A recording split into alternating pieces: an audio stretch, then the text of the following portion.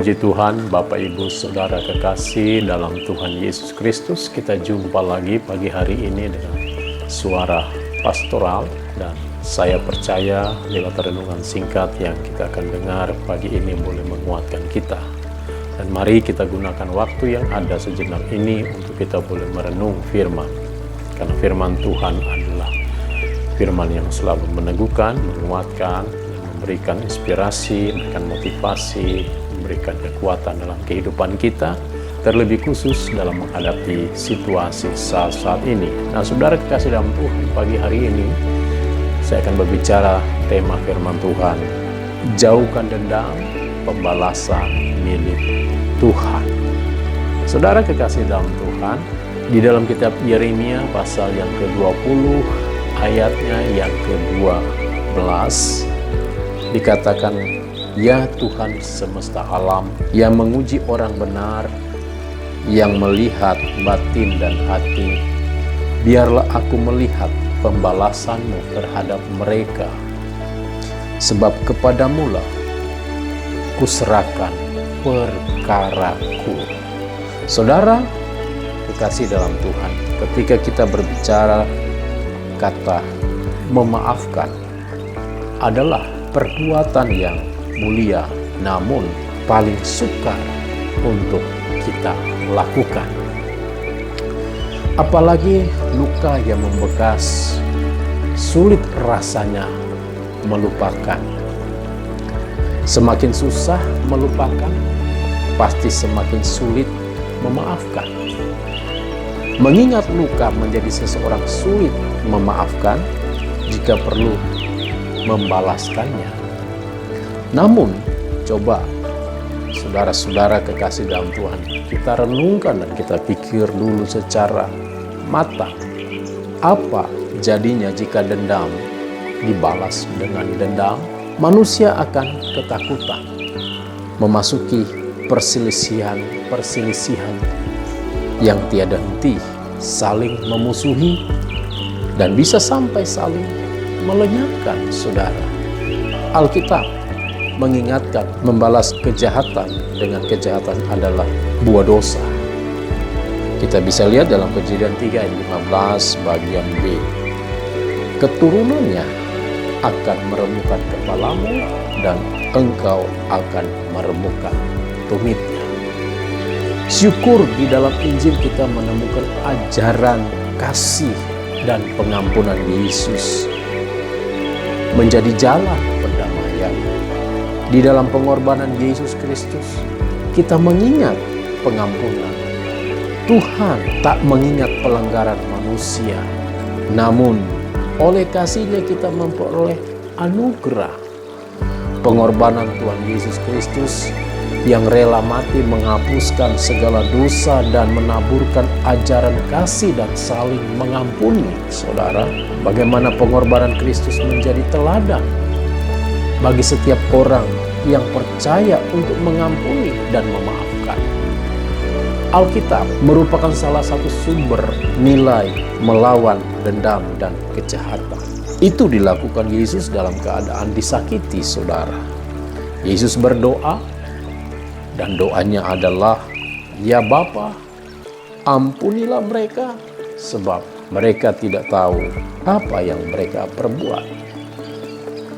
Bapak Ibu Saudara kekasih dalam Tuhan, berapa kalikah kita memaafkan orang yang membenci kita? Pertanyaan ini diajukan Simon Petrus. 7 kalikah? Dan Yesus menjawab dalam Matius pasal 18 ayat 22. Yesus berkata kepadanya, bukan. Aku berkata kepadamu, bukan sampai 7 kali, melainkan sampai 70 kali 7 kali. Saudara, suatu penjelasan bahwa memaafkan tiada batas. Pintu maaf selalu terbuka bagi setiap orang yang mau memperbaiki pelanggarannya. Bagaimana bisa mengampuni tanpa batas? Orang yang hidup di dalam kasih Kristus, wujud kasih Kristus bukan hanya melakukan perbuatan baik terhadap orang baik, tetapi kerelaan hati mengasihi musuh dalam Injil Lukas 6 ayat 27. Tetapi kepada kamu yang mendengarkan aku, Aku berkata, kasihilah musuhmu, berbuatlah baik kepada orang yang membenci kamu. Ini suatu ajaran yang menggetarkan hati dan sangat mulia, Bapak Ibu Saudaraku kekasih dalam Kristus. Jangan menuntut orang memaafkan kita, tapi mulailah dari diri sendiri memaafkan orang lain. Di dalam Roma 12 ayat 17 berkata, jangan membalas kejahatan dengan kejahatan, tetapi lakukanlah apa yang baik bagi semua orang.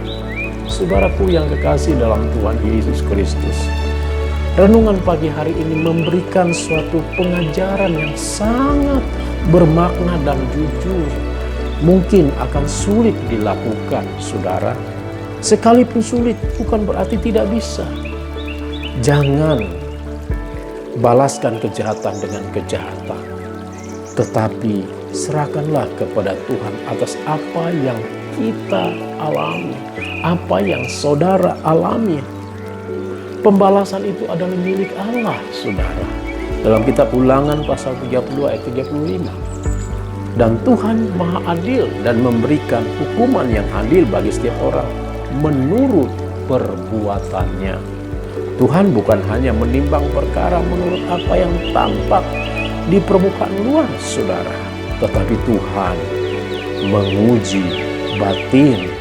Maksud seseorang yang tersembunyi dalam batin pun diketahui oleh Tuhan. Jadi saudara kasih dalam Tuhan, jangan balaskan orang yang culas dengan culas, kejahatan dengan kejahatan, cedera menciderai.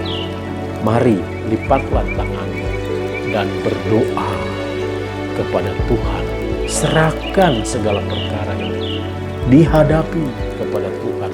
Biarlah Tuhan yang bekerja dalam hidup ini seturut dengan kehendak-Nya, saudara. Akhirnya saudara kekasih dalam Tuhan Yesus Kristus, lewat renungan pagi hari ini mengajar kepada kita untuk kita hidup di dalam Tuhan dengan sungguh-sungguh, saudara. Amat terlebih dalam hari-hari yang kita hadapi. Tuhan Yesus memberkati saudara dan saya pagi hari ini, dan selamat kita memasuki akhir pekan hari Sabtu ini, dan saya percaya berkat Tuhan menyertai kita. Mari kita berdoa. Bapa di surga, terima kasih Tuhan.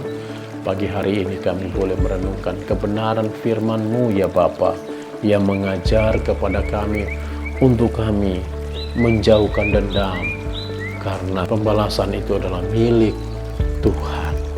Terima kasih Bapa, Engkau berkati semua anak-anak-Mu, berkati dalam setiap kegiatan mereka, aktivitas mereka. Dalam nama Yesus, haleluya.